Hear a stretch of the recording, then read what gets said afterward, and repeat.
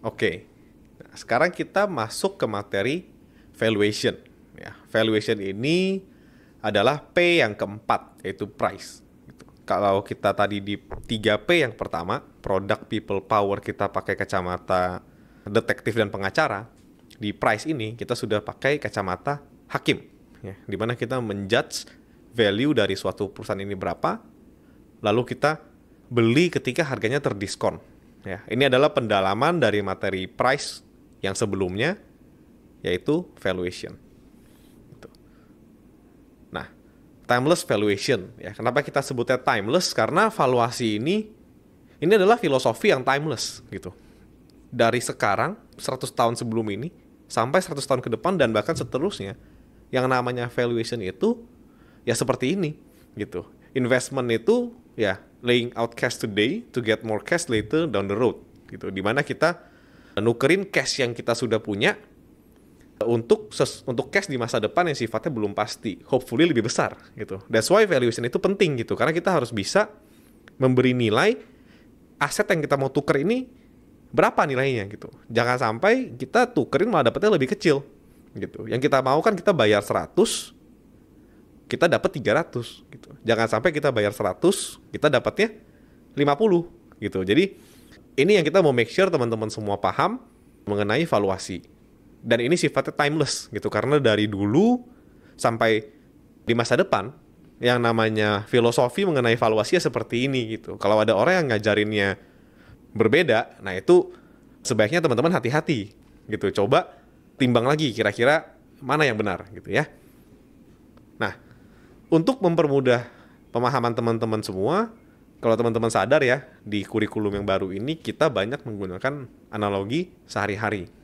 Nah, untuk ini analogi yang kita pakai itu ya, valuasi itu ibarat kita melihat kualitas dari calon pasangan gitu. Kita coba kesampingkan aspek yang lain gitu ya. Kita cuman pure aspek keuangannya aja gitu. Kita pakai kacamata matre gitu ya.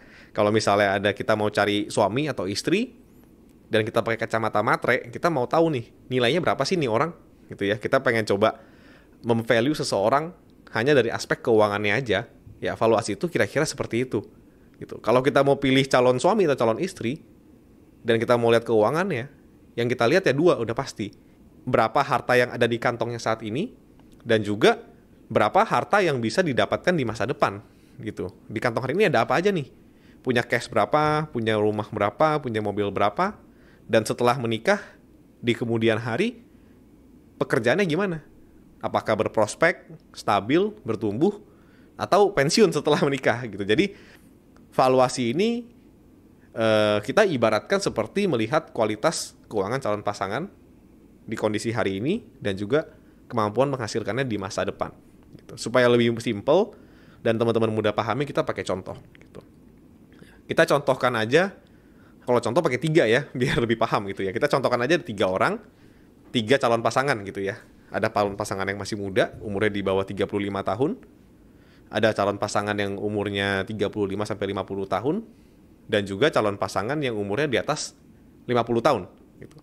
Nah, teman-teman coba lihat ya, gambarnya ini kita coba sudah sesuaikan gitu. Kalau yang masih muda, gambarnya yang orang yang masih semangat bekerja gitu. Yang umur 35 sampai 50 tahun, future-nya ya, pekerjaannya dan aset yang sudah ada itu kurang lebih komposisinya mirip-mirip gitu. Tapi kalau yang sudah 50 tahun ke atas, gambar orangnya tuh jadi kecil, tapi emphasize-nya penekanannya itu di asetnya gitu.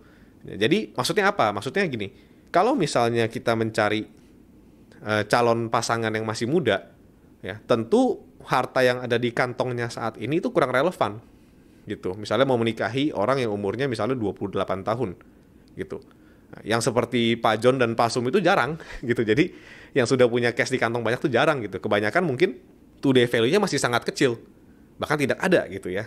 Yang lebih penting itu adalah setelah menikah, setelah di set ini pasangannya, di masa depan penghasilannya seperti apa gitu.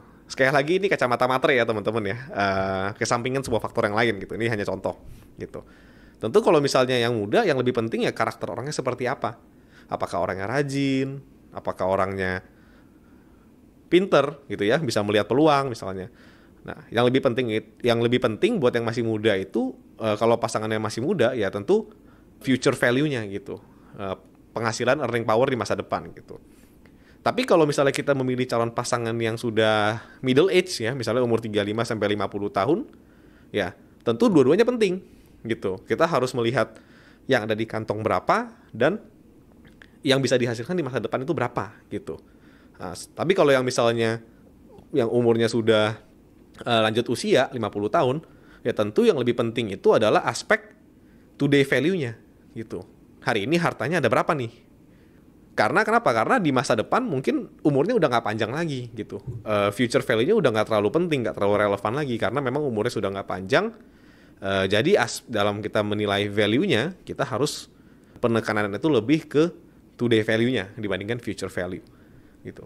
Kalau kita pakai benchmark ya, umur 35 today value-nya mungkin 0, umur 35 sampai 50 ya ada rumah 1M, tabungan 1M sama mobil HRV. Tapi earnings-nya sebaiknya sudah sustainable. Tapi kalau yang di atas 50 tahun, future value-nya ya sudah tidak terlalu penting. Tapi yang penting today value-nya. Ada rumah 3 miliar, tabungan 7M, sama mobil Lexus gitu misalnya. Gitu ya. Nah, di perusahaan pun sama gitu ya. Kalau misalnya perusahaan ini masih sehat dan memang bisa berjalan untuk waktu yang panjang sekali gitu ya. Misalnya perusahaan-perusahaan, kita ngomong misalnya Indofood gitu ya. Kita bilang misalnya BCA gitu ya.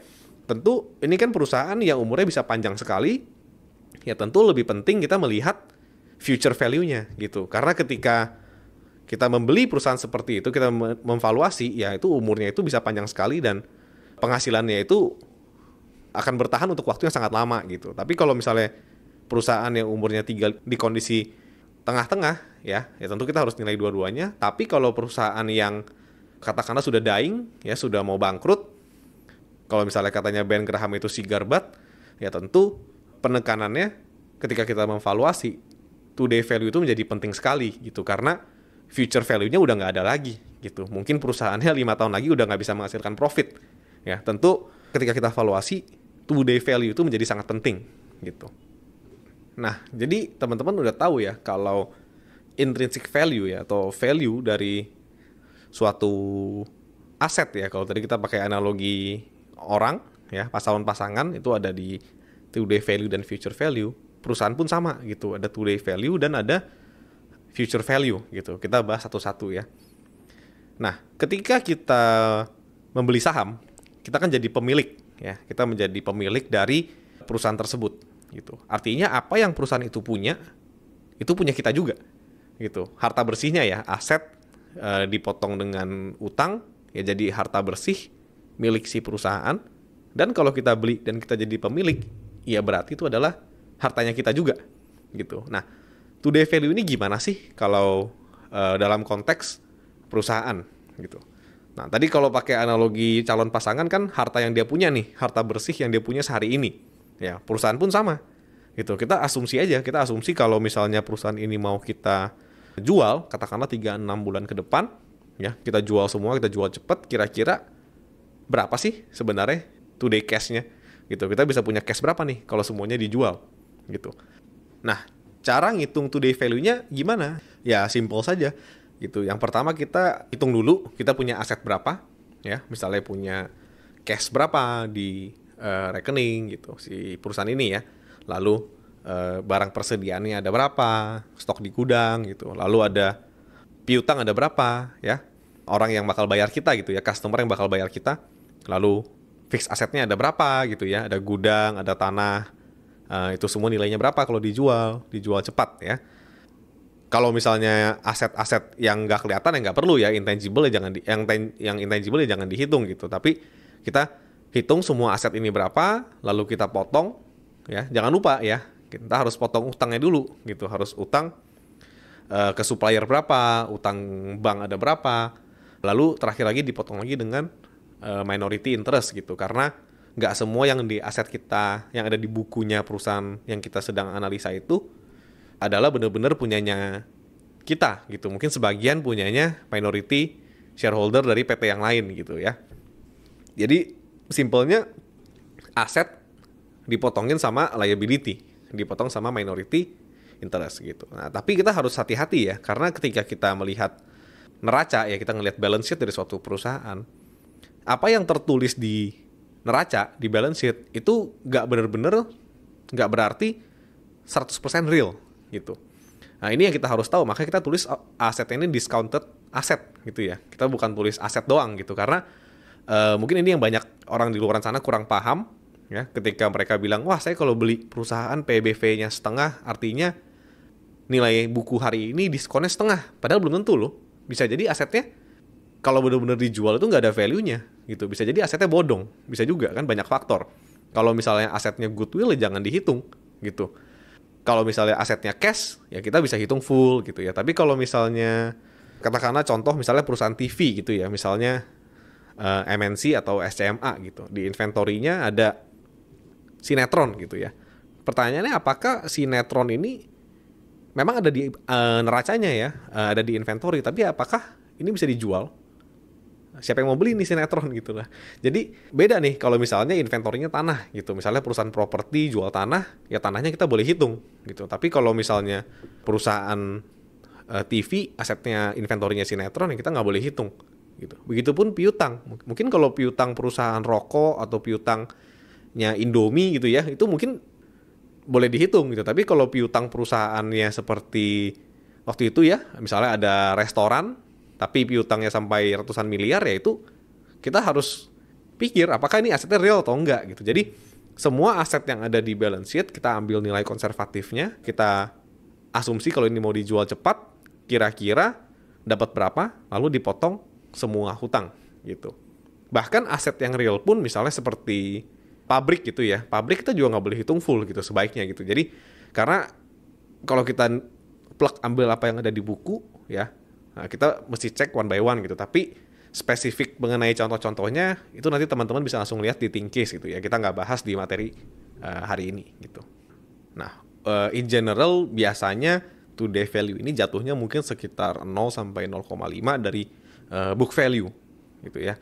Tergantung kualitas perusahaannya dan kualitas asetnya gitu. Kalau perusahaannya yang memang capital efficient ya, mungkin fixed asetnya itu rendah, lebih heavy di working capital, misalnya heavy-nya di cash, inventory, dan receivable, itu mungkin jatuhnya akan lebih mendekati 0,5 book value gitu. Tapi kalau perusahaan seperti Indika gitu misalnya, ya memang cash-nya banyak, tapi asetnya goodwill-nya juga gede, hutangnya juga banyak, ya itu mungkin lebih mendekati ke 0 gitu, 0 dari book value gitu, today value-nya mungkin 0 gitu. Jadi sebagai benchmark itu biasa range-nya sekitar 0 sampai 0,5 book value. Nah, tapi ini bukan formula ya teman-teman ya. Jadi jangan dipukul rata gitu. Tetap cara terbaik adalah balance sheet-nya, asetnya kita pretelin, kita lihat kira-kira masing-masing itu discounted asetnya itu berapa, lalu baru dipotong dengan hutang gitu. Contohnya nanti bisa lihat langsung di Think Case gitu ya. Next, di future value gitu ya. Jadi setelah kita tahu today value, ya tentu kita juga harus ngitung nih future value-nya itu berapa. Nah, kalau today value itu gampang, kita tinggal ngitung gitu. Future value ini nih yang sifatnya ini lebih estimasi gitu, karena kita dipaksa untuk bisa melihat memperkirakan di masa depan ini kira-kira nih perusahaan bisa ngasilin berapa gitu. Nah, ada dua komponen utama, yaitu true earnings dan juga fair BEP gitu ya, BEP wajar yang kita mau kasih untuk perusahaan ini gitu. True earnings itu adalah berapa laba bersih rata-rata 3-5 tahun ke depan gitu. Yang ini cenderung lebih mudah dicari gitu, karena kita kalau tahu bisnis modelnya seperti apa, kita tahu revenue structure-nya seperti apa, kita juga tahu cost structure-nya seperti apa, ya itu kita hitung-hitung pasti bisa dapat kira-kira laba bersih yang dinormalisasi ya, true earnings-nya itu berapa gitu. Nah yang lebih sulit itu ya kita, yang lebih tricky ya kita harus kasih juga berapa sih sebenarnya BEP wajar untuk kualitas bisnis ini gitu ya. Triknya adalah ya semakin bagus kualitas bisnis, tentu kita berani bayar semakin mahal gitu ya. Kita kasih fair BEP lebih tinggi. Semakin buruk kualitas bisnis, tentu ya kita minta balik modal lebih cepat gitu. Seperti kalau kita pakai contoh, kalau misalnya teman-teman dikasih opsi gitu ya untuk buka warung Indomie gitu ya, mau balik modal tentu cepat gitu. Kalau bisa mungkin 6 bulan, 9 bulan gitu ya, tergantung selera teman-teman masing-masing gitu lah. Kalau dipaksa untuk buka warung Indomie tapi balik modalnya 5 tahun, pasti nggak mau gitu. Tapi kalau misalnya yang dibuka itu bukan warung Indomie, tapi pabrik Indominya, balik modal 5 tahun, itu jadi kelihatan menarik gitu.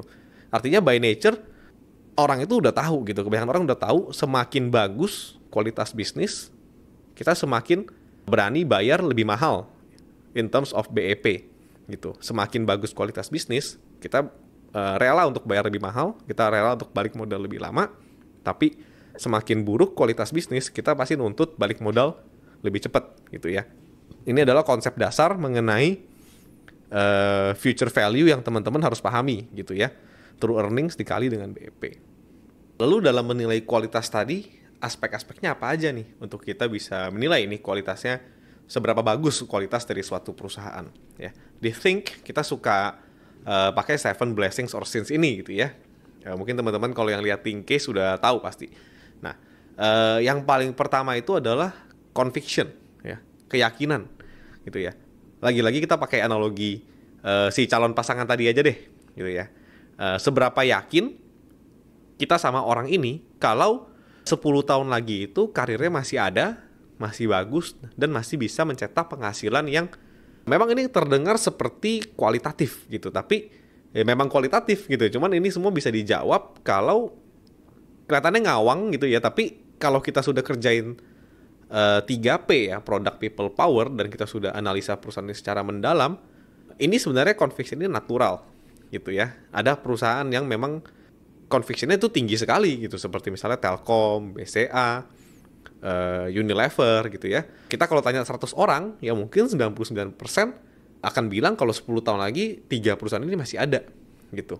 Tapi ada juga perusahaan mungkin yang contohnya misalnya Indika gitu ya. Ini 10 tahun lagi masih ada atau enggak, mungkin orang ada yang yakin, ada yang enggak gitu. Karena banyak faktor gitu ya. Conviction ini kita bisa melihat dari sisi longevity, prosperity, dan juga RPT gitu ya. Jadi kadang-kadang nggak semata-mata soal kualitas bisnis, tapi juga dari faktor si owner gitu ya. Ini semua kalau di Think, kita nilainya di aspek conviction ya. Ini yang paling pertama dan paling penting. Aspek yang kedua itu adalah stability ya. Seberapa stabil earnings dari perusahaan ini gitu ya. Kalau kita pakai analogi di depan, lantainya ini lurus atau enggak gitu. Kalau lantainya nggak rata ya orang bisa kesandung gitu ya. Sama seperti bisnis gitu loh. Semakin stabil, tentu kita berani bayar lebih mahal gitu ya, karena artinya kualitasnya semakin bagus gitu ya. Kalau misalnya kita usaha gitu ya, mungkin ada tahun bagus, ada tahun jelek ya. Dari 10 tahun ke depan kira-kira berapa nih tahun jeleknya gitu. Berapa tahun jelek dan berapa tahun bagus gitu. Kalau misalnya dalam 10 tahun ada 2 tahun yang kurang bagus, ada 8 tahun yang bagus, ya berarti stability-nya mungkin sekitar 80% gitu. Jadi semakin stabil, tentu kita akan memberi nilai semakin tinggi gitu. Yang ketiga itu adalah return ya. Kalau dicontoh orang ini ya seberapa besar dan seberapa cepat dia ngasilin uang gitu. Semakin besar dia ngasilin uang, ya semakin bagus gitu. Dan aspek yang kedua dari return ini adalah dalam dia menghasilkan return on equity ya. Apakah butuh maintenance yang besar atau enggak gitu, butuh aset yang besar atau enggak gitu. Kalau di aspek orang misalnya, apakah untuk dia dapat gaji yang besar dia butuh beli mobil, apakah dia butuh misalnya keluarin uang untuk aspek apapun ya, apakah dia butuh beli jas yang mahal supaya bisa dapat gaji yang besar misalnya ya. Kalau dalam aspek perusahaan ya, apakah perusahaan ini untuk bisa mencapai, untuk dapetin labanya katakanlah 100, itu butuh equity seberapa besar gitu. Nah, ini adalah aspek yang ketiga, yaitu return on equity. Semakin tinggi return on equity ya kita kasih nilai semakin bagus gitu ya. Contoh penerapannya nanti di belakang ya. Kita filosofinya dulu di depan. Nah, lalu aspek selanjutnya itu adalah growth ya. Apakah perusahaan yang kita mau nilai ini ke depannya akan bertumbuh dengan baik atau tidak? Seberapa cepat pertumbuhannya gitu ya. Kalau kita pakai contoh orang ya, apakah karirnya ini dan usahanya ini akan makin seberapa cepat gajinya bisa naik 2 kali lipat gitu ya. Nah, dalam aspek perusahaan pun sama gitu ya. Kita suka pakai mental model perusahaan ini in terms of net profit itu akan double dalam berapa lama gitu. Apakah butuh waktu 5 tahun untuk double? Apakah butuh waktu 10 tahun untuk double? Tentu semakin tinggi growth-nya, ya semakin tinggi kualitasnya. Gitu. Lalu aspek selanjutnya adalah dividen, ya. Kalau kita lihat pakai contoh orang ya, dari uang yang dia dapat, ya, dan dia pakai, berapa nih yang bisa benar-benar disisihkan keluar, gitu ya, sisihkan taruh di tas, gitu. Sama seperti perusahaan, dari uang yang dihasilkan, ya, dipakai untuk operasional, untuk capex lagi, untuk growth ke depan. Sisanya ini berapa nih yang bisa disisihkan keluar dari perusahaan? Semakin banyak yang bisa disisihkan keluar, dibagikan sebagai dividen, ya, semakin bagus kualitasnya, gitu ya. Semakin kita kasih nilai tinggi untuk kualitasnya. Nah, lalu yang selanjutnya itu adalah leverage, ya. Leverage ini adalah utang berbunga, ya, utang berbunga dari suatu perusahaan. Kalau misalnya kita lihat pakai contoh analogi orang, dia berlari, ya, leverage ini ibarat seperti sepatu, gitu. Tentu orang ini bisa lari tanpa sepatu, gitu. Cuman dengan sepatu yang pas, ya, dan sesuai fungsinya, gitu ya, larinya bisa jadi lebih cepat, gitu ya. Jadi leverage ini seperti steroid, ya, untuk memajukan hak kita sebelum waktunya, tapi porsinya harus pas. Kalau sepatunya kegedean, ya, atau sepatu pantofel yang dipakai tapi dipakai buat lari, gitu ya, tidak sesuai dengan fungsinya dan berlebihan, yang ada malah kesandung. Orang ini bisa jatuh, gitu. Begitupun dengan perusahaan. Leverage ini adalah hutang berbunga, ya. Tentu semakin tinggi hutang berbunganya dibandingkan dengan modal sendiri, ya, semakin rendah kualitas bisnisnya, gitu. Semakin rendah utangnya, semakin tinggi kualitasnya, ya. Tentu ini nalar aja ya, semakin banyak utang ya kualitas semakin rendah, gitu. Tapi kalau misalnya ada hutang tapi masih pas, ya itu kita masih bisa toleransi, gitu. Nanti cara penggunaan Seven Blessings or Sins ini, quality of earnings ini akan ada contohnya di belakang, gitu. Lalu aspek yang terakhir itu adalah market, ya. Kalau memang ini orang jago, gitu ya, tentu akan mengundang kompetitor, gitu ya. Sama seperti bisnis, gitu ya. Kalau memang bisnis ini bagus, tentu akan menarik kompetitor, dan tapi pertanyaannya, apakah perusahaan yang kita nilai ini punya ketahanan untuk bertahan dari gemburan kompetitor, ya. Apakah perusahaan ini punya pricing power dan punya economic mood? Nah, itu 7 aspek utama dalam kita menilai bisnis, gitu ya. Oke, lalu bagaimana kita mengkuantify 7 aspek ini supaya lebih praktikal buat teman-teman semua? Nah, ada mental model yang kita sangat suka, yaitu tadi kita udah tahu ya, semakin bagus kualitas bisnis, semakin lama juga BEP yang kita berani bayar. Semakin rendah kualitas bisnisnya, semakin kita nuntut balik modal yang lebih cepat. Nah, tapi sebagus-bagusnya suatu bisnis, semahal-mahalnya sebuah bisnis, masih lebih mahal waktu manusia. Nah, ini mental model yang kita suka, gitu. Karena kan manusia yang bikin bisnis, gitu. Even bisnis yang udah seperti katakanlah Indofood, ya, sebagus-bagusnya Indofood, semahal-mahalnya Indofood, itu masih lebih berharga waktu manusia yang bikin Indofood itu, gitu ya. Nah, berapa sih produktivitas maksimumnya? Nah, kita suka pakai angka 35 tahun, gitu ya. Kenapa? Karena ya mungkin rata-rata orang lulus kuliah umur 22, butuh waktu sekitar 3 tahun untuk cari jati diri, ya. Kita ngomong mulai produktif, fokus serius umur 25, lalu pensiun di umur 60 tahun. Ya, mungkin ada yang pensiun di 55, ada yang di 65, tapi kita pukul rata aja pensiunnya di umur 60 tahun, gitu. Artinya BEP produktivitas maksimum untuk manusia itu adalah 35 tahun. Nah, ini yang kita jadikan mental model, sebagus-bagusnya kualitas bisnis, mentok itu di BEP 35 kali, gitu ya. Nah, kita langsung masuk saja ke angkanya.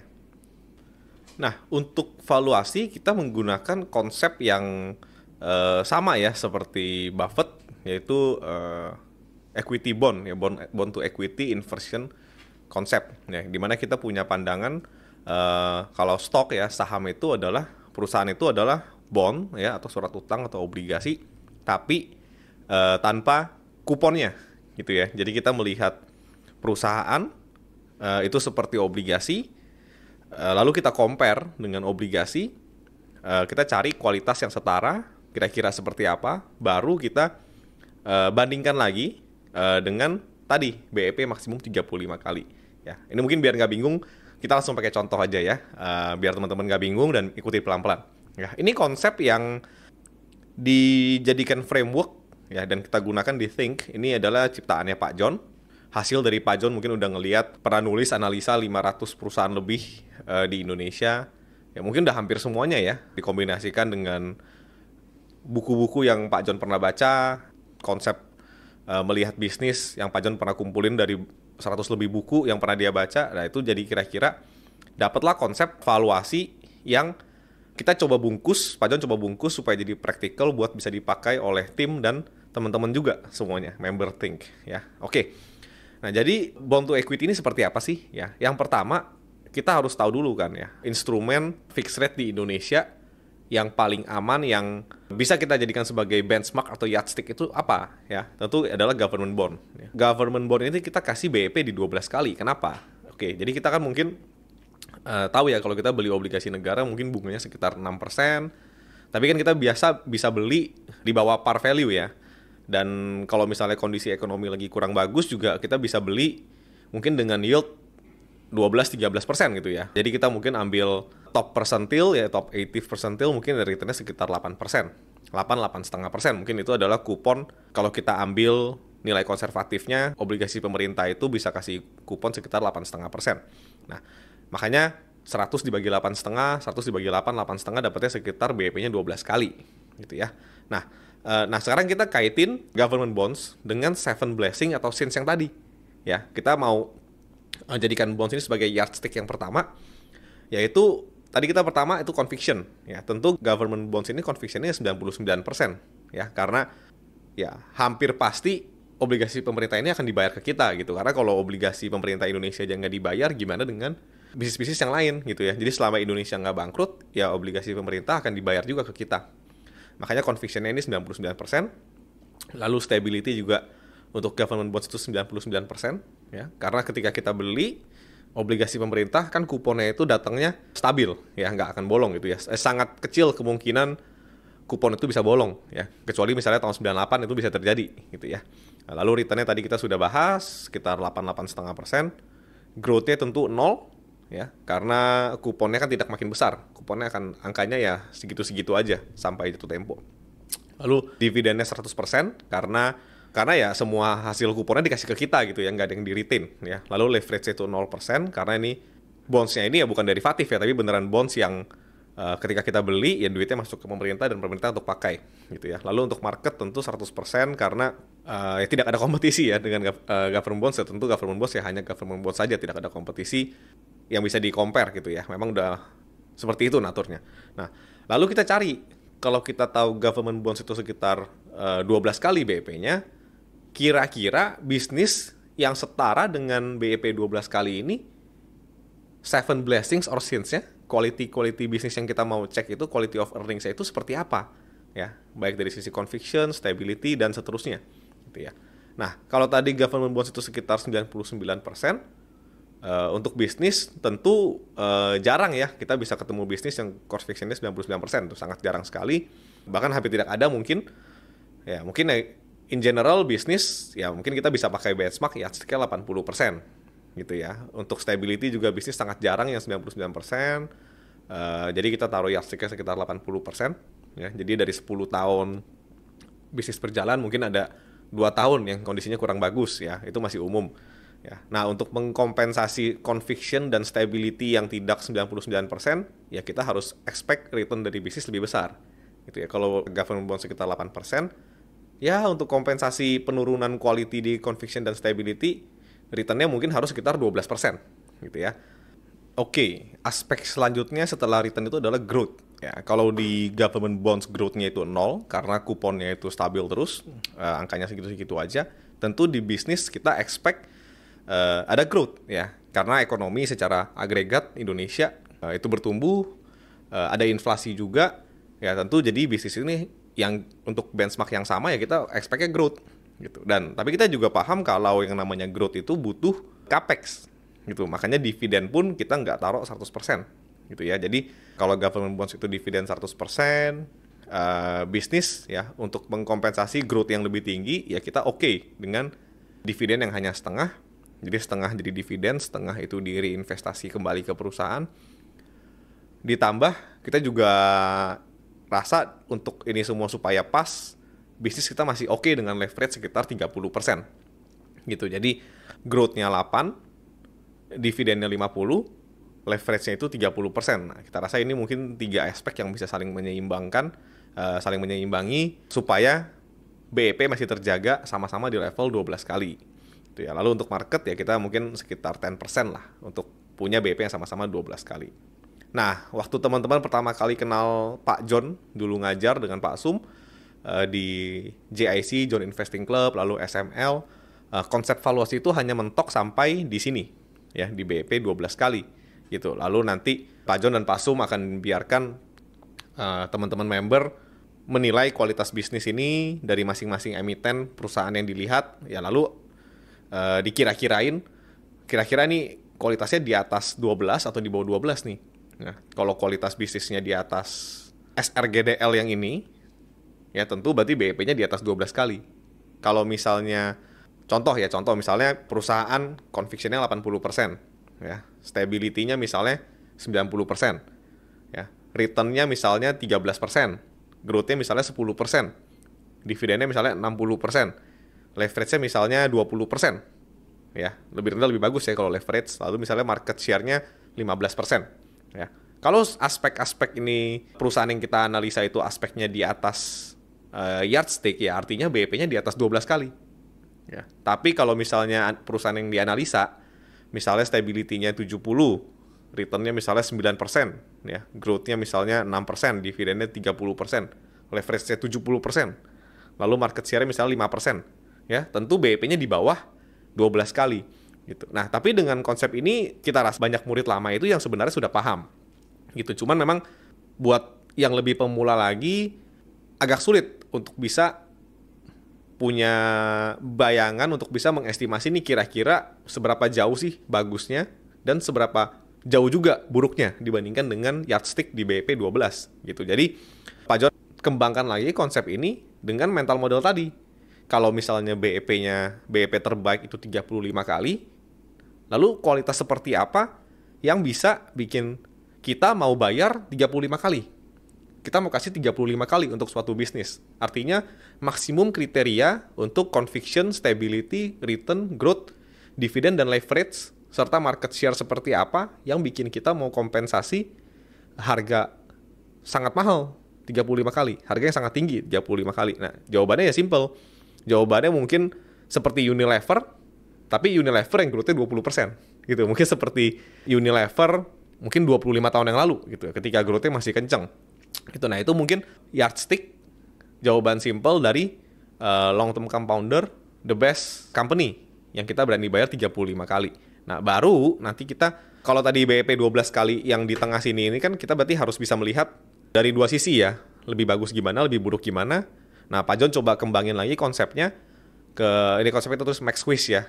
Wish yang paling maksimum, perusahaan paling maksimum. Lalu berarti kan perusahaan yang kita lihat kemungkinan besar kualitinya di bawah ini.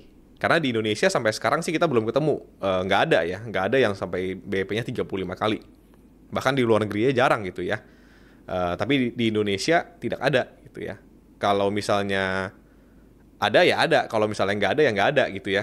Nah, kenyataannya tidak ada yang sampai ke standar 35 kali di Indonesia. Artinya perusahaan yang kita analisa, kita cek lagi masing-masing aspek ini, conviction, SRGDL sama market ini, lalu diskon. Nanti kita akan diskon satu per satu aspek, tapi untuk itu kita pakai contoh saja nanti di belakang. Sekarang saya akan jelasin maksimumnya seperti apa dulu gitu ya untuk bisnis yang bisa dibayar 35 kali gitu ya. Tentu untuk conviction itu 99% yang kita mau, yang kita yakin 10 tahun ke depan, 20 tahun ke depan masih akan ada dan masih akan besar. Lalu stability tentu kita expect 99%, perusahaan yang bisa sangat stabil. Nah, kalau return ya kita expect maksimum itu mungkin 20%. Ya.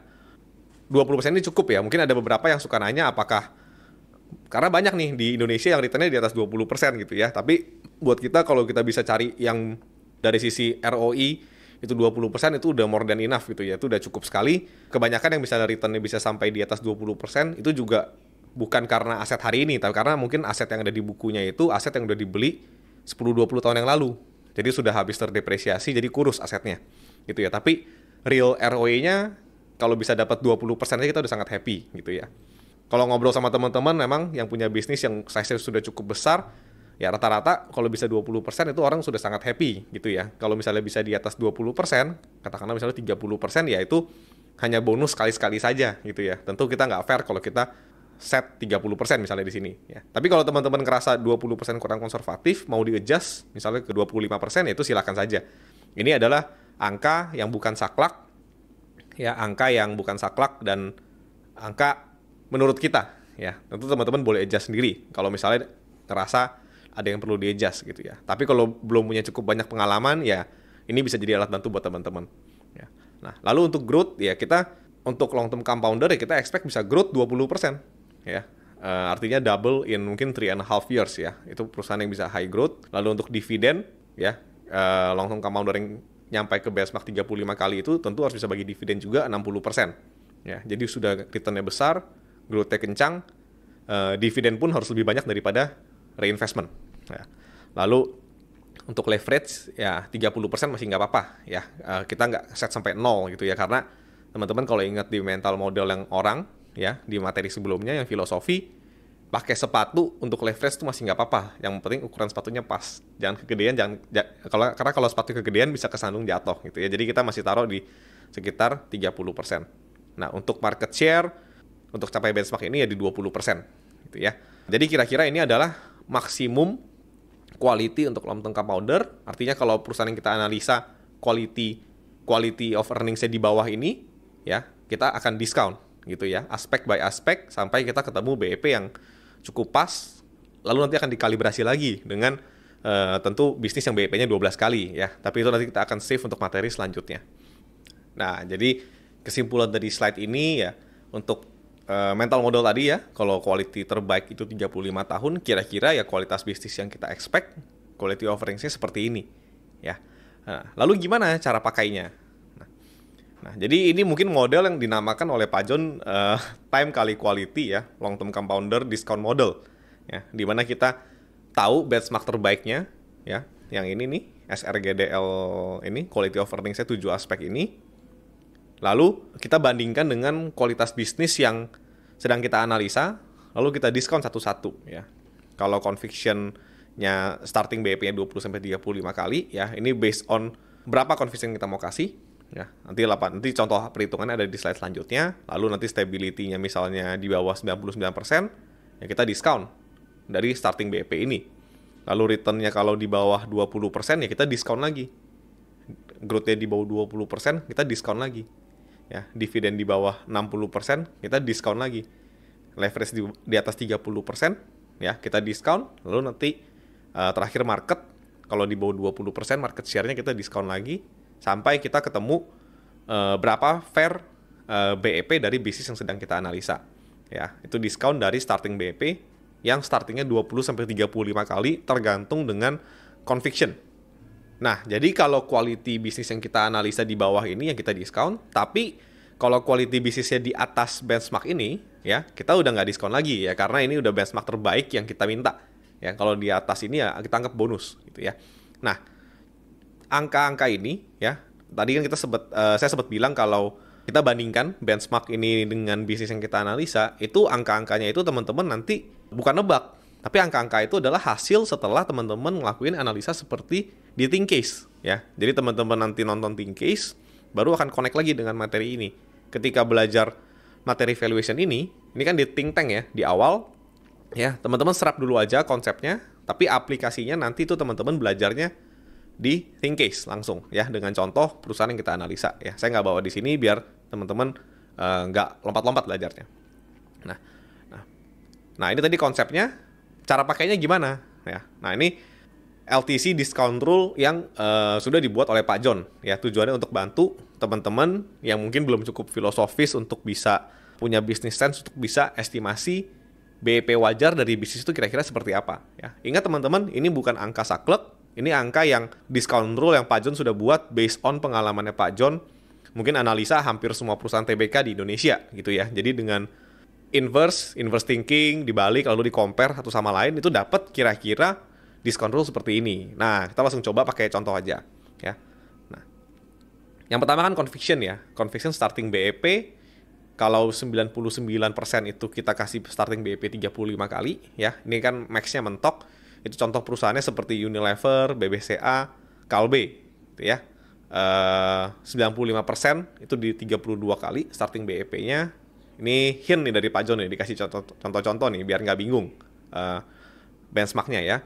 32 kali itu mungkin seperti Telkom, Cepin, ICBP, Mayora.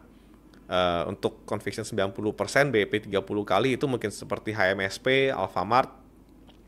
Lalu 85%, 25 kali itu seperti UT dan INKP. Conviction 80%, starting BEP 20 kali itu contohnya seperti Ali dan Elsa gitu. Artinya ini kan udah ada benchmark nih. Ya, cara pakainya gimana? Misalnya kita lagi analisa misalnya gudang garam, ya.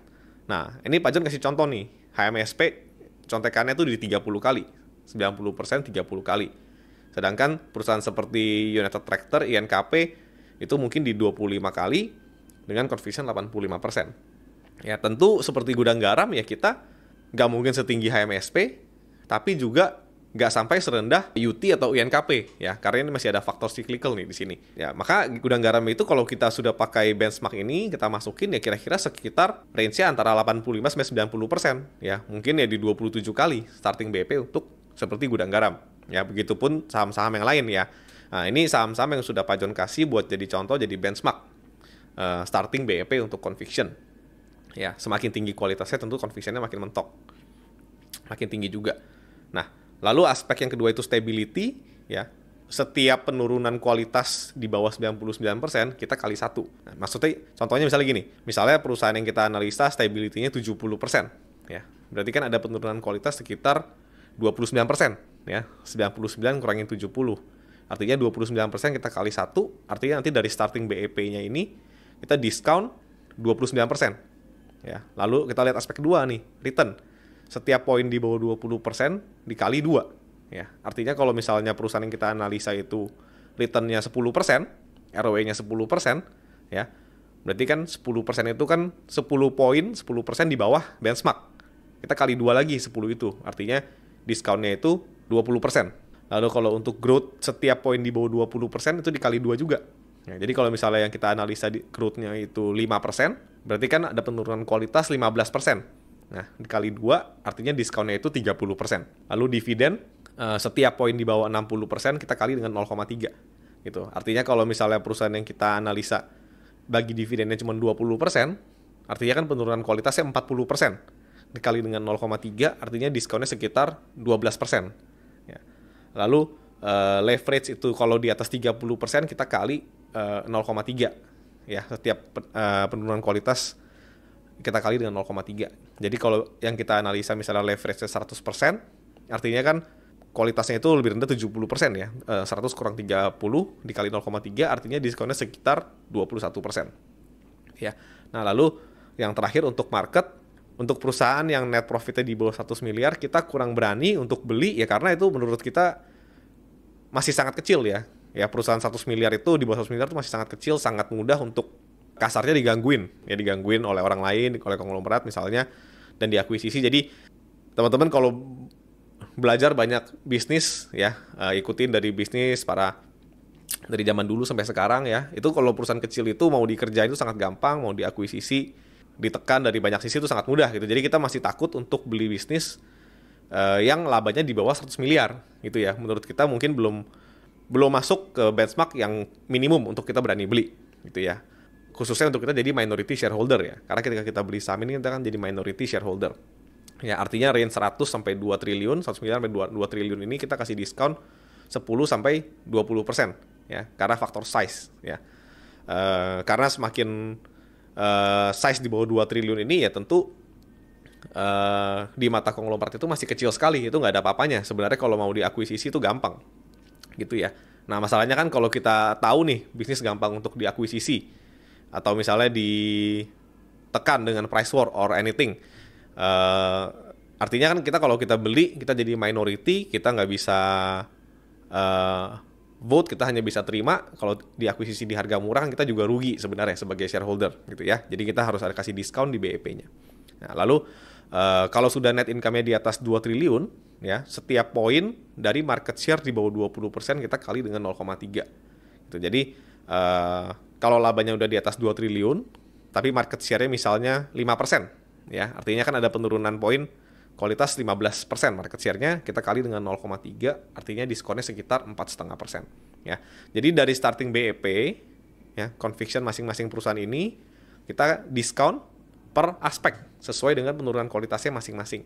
Ya. Tapi kalau return-nya, misalnya contoh ya, di atas 20%, misalnya 25%, ya, ada yang kualitasnya di atas benchmark, ya udah kita anggap sebagai bonus saja. Nah, kita langsung pakai contoh aja ya, biar teman-teman lebih ada bayangan. Oke. Contoh pertama yang kita pakai itu adalah Pebit, ya, Pancabudi. Ini adalah perusahaan plastik. Ya. Ini perusahaan yang sempat dibahas juga sama Joe di member to member. Jadi nanti analisa lebih lengkapnya teman-teman bisa lihat di sana di Think Event. Dan ini kita pakai kacamata ketika Pak John beli Pancabudi itu tahun 2020 lalu, ya. Jadi waktu Pak John beli Pancabudi 2020 lalu lah kira-kira BEP yang Pak John pakai ini seperti ini, gitu ya. Nah, benchmarknya tadi kita sudah bahas, ya, ini sebelah kiri. Lalu kualitas untuk Pebit, ya, kita mungkin Pak John kasih conviction sekitar 85-90%. Lalu stability-nya itu 80%. Ya, artinya dari 10 tahun, ada 2 tahun yang kurang bagus, jadi 80%. Lalu return-nya Pebit mungkin bisa compound sekitar 16%. Untuk growth-nya ini 10%. Artinya bisa double in 7 years kira-kira. Lalu dividennya sekitar 50%. Leverage itu sekitar 10%, ya, dan net profit-nya ini kita ambil true earnings yang lebih di tengah-tengah, ya, kondisi yang nggak boleh pas lagi jelek, nggak boleh pas lagi bagus juga, sekitar 300 miliar, gitu ya. Nah, ini angka-angka ini teman-teman bukan nebak, ya. Jadi ini angka bukan nebak, ini adalah hasil yang bisa keluar angkanya ini quality setelah teman-teman ngelakuin analisa seperti di Think Case, ya, baru bisa keluar angka ini, ya. Kita nggak akan jelasin di sini, saya nggak akan jelasin 80% dari mana angkanya, enggak. Ini hanya contoh cara pemakaian LTC model, LTC discount model, tapi nanti mengenai angka masing-masing ini untuk dapat, ya, teman-teman harus buat analisa seperti di Think Case contohnya, ya. Nah, kita lanjut. Kalau kita tahu tadi 85-90% conviction, artinya starting di 27 kali, ya. Stability-nya 80%, kan penurunannya sekitar 19% nih, ya, dikali dengan 1 artinya nanti di diskon sekitar 19%. Lalu dari sisi return 16% berarti 4% di bawah benchmark, dikali 2 diskonnya 8%. Growth-nya itu kan 10%, ya. Penurunan kualitas sekitar 10%. Kita lihat ke tabel, ya, growth dikali dengan 2, diskonnya 20%. Untuk dividen itu kan penurunan kualitasnya 10%, dikali dengan 0,3, artinya diskonnya 3%. Untuk leverage 10%, itu sudah lebih bagus daripada benchmark, ya, artinya tidak ada diskon. Tapi juga tidak ada penambahan lagi, ya, karena kita benchmarknya ke yang the best, ya. Lalu dari sisi market 300 miliar itu lebih dekat ke 100 miliar daripada 2 triliun, ya. Jadi kita kasih diskonnya ya 20%, ya. Jadi kita cara pakainya ya dari starting BEP 27 kali, di diskon 19% jadi 21,8. Di diskon lagi 8% jadi 20 kali, di diskon lagi 20% jadi 16 kali, di diskon lagi 3% jadi 15,5. Leverage tidak diskon masih 15,5. Lalu dengan market di diskon 20% lagi, ketemulah fair BEP sekitar 12,4 kali. Nah, ini adalah fair BEP yang kita kasih untuk Pancabudi, gitu ya. Nah, maka tadi intrinsic value itu apa? Itu adalah today value ditambah dengan future value, ya. Tadi kalau kita tahu today value-nya Pebit tadi kan nilai likuidasi, ya. Kalau tadi teman-teman tahu kita pakai biasanya itu jatuhnya itu sekitar 0-0,5 kali book value. Tapi di Think Case kalau teman-teman lihat, kita jabarin tuh biasanya tuh. Kita akan jelasin nilai likuidasinya dari masing-masing perusahaan seperti apa, gitu ya. Ini kita pakai 0,3 ini hanya contoh saja. Ya, 0-0,5 itu kan hanya contoh. Biasanya jatuhnya di sekitar itu, gitu. Tapi teman-teman kalau mau akurat ya harus pretelin satu persatu, ya. Pancabudi jatuhnya mungkin sekitar di 0,3 dikali dengan equity-nya sekitar 1,6 triliun, ditambah dengan future value nih 12,4 kali fair BEP dikali dengan true earnings-nya 300 miliar, ya. Ini kalau ditotalin ya dapatnya sekitar 4,2 triliun. Itu adalah nilai wajar yang kita kasih untuk Pancabudi. Kalau kita bagi per lembar ya dapatnya sekitar 2.200 per lembar, ya. Nah, ini adalah cara valuasi today value ditambah future value, di mana future value-nya kita pakai BEP dikali true earnings, yang BEP-nya itu kita gunakan long term compounder discount model. Oke, contoh kedua yang kita kasih ini adalah PTBA ya, di mana benchmark pasti sama ya, Max Wish. Untuk quality conviction kita kasih sekitar 80% untuk bisnis batu bara seperti PTBA ya. Jangan tanya angkanya dari mana, nanti nonton Thinkcase batu bara ya teman-teman ya. Lalu stability kita kasih 70% ya, artinya ada 3 tahun di mana PTBA menurut kita dari 10 tahun ke depan akan ada 3 tahun yang tidak mencapai return yang kita inginkan ya. Nah, untuk dari sisi return, returnnya besar ya, PTBA mungkin sekitar 25%. Growth-nya ini 8% ya. Ini udah termasuk tinggi untuk perusahaan komoditi ya, resources. Ya, biasanya untuk perusahaan komoditi seperti batu bara, terutama yang merupakan sumber energi ya, itu biasanya ya growth-nya hanya sekitar 2-3% ya, 2-4% lah, tergantung mirip dengan pertumbuhan populasi ya, ditambah dengan growth internal perusahaan sendiri. Gitu. Tapi PTBA karena growth-nya cenderung lebih besar ya kita kasih sekitar 8% ya. Tapi ini bukan Thinkcase PTBA teman-teman ya, nanti nonton sendiri, belajar sendiri mengenai PTBA. Lalu dividen sekitar 80%, leverage 0% dan market net profit-nya kita kasih sekitar 5T ya. Ini true earnings yang di tengah-tengah ya. Kalau kondisi buruk mungkin PTBA bisa di bawah 5T, kalau kondisi lagi bagus sekali, bahkan kadang-kadang bisa jauh di atas 5T ya. Tapi kita ambil tengah-tengah, lebih konservatif, kita pakai sekitar true earnings sekitar 5T ya. Kita sengaja kasih contoh yang kedua ini yang cyclical gitu. Jadi teman-teman tahu nih ketika valuasi perusahaan yang cyclical yang ke depan, nggak boleh ambil laba yang lagi tinggi-tingginya, juga jangan ambil laba yang lagi rendah-rendahnya ya. Nanti valuasinya jadi nggak akurat gitu. Walaupun tendensinya orang kebanyakan mau pakai laba tertinggi ketika kondisi lagi bagus, berpikir kondisi akan bagus terus. Kenyataannya bisnis nggak seperti itu ya, apalagi yang cyclical ya, di mana kondisi kalau lagi bagus ya supply demand akan menyeimbangi sehingga akan balik ke true earnings gitu ya. Nah, kita pakai true earnings-nya.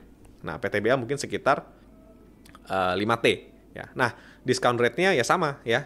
Kalau conviction 80%, starting BEP-nya 20 kali, stability ya. Ada penurunan kualitas 29% ya. 99 kurang 70, diskonnya 29%. Return 25% itu jadi tidak ada diskon ya, karena di atas benchmark. Growth 8%, berarti kan penurunan kualitas sekitar 12% dikali dengan 2, diskonnya 24%. Dividen 80, lebih bagus ya, nggak ada diskon. Leverage 0, lebih bagus juga, nggak ada diskon. Lalu untuk market, memang lebih besar daripada 2T, tapi market share PTBA itu mungkin hanya sekitar 5%, kalau saya nggak salah ingat kira-kira. Ya, artinya di diskon lagi 5%. Ya. Cara pakainya sama ya, dari conviction, starting BEP 20 kali, di diskon 29%, jadi 14,2. Return nggak di diskon, growth di diskon 24%, jadi 10,7. Dividen tidak ada diskon, leverage tidak ada diskon, market diskon 5%, jadi sekitar 10,2 kali fair BEP untuk perusahaan kualitas seperti PTBA. Ya, di mana kita tahu intrinsic value today value-nya itu adalah nilai likuidasi ya. Kalau Pancabudi kita kasih tadi sekitar 0,3, PTBA karena ini perusahaan yang lebih banyak di fixed asset ya, mungkin kita kira-kira nggak bisa setinggi Pancabudi ya nilai likuidasinya, mungkin sekitar 0,25 kali dari equity ya, 17,3T. Lalu future value-nya ya tadi fair BEP 10,2 dikali dengan true earnings 5 triliun ya.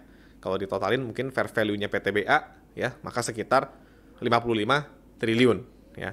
Di mana itu sekitar 4.800 per lembar gitu.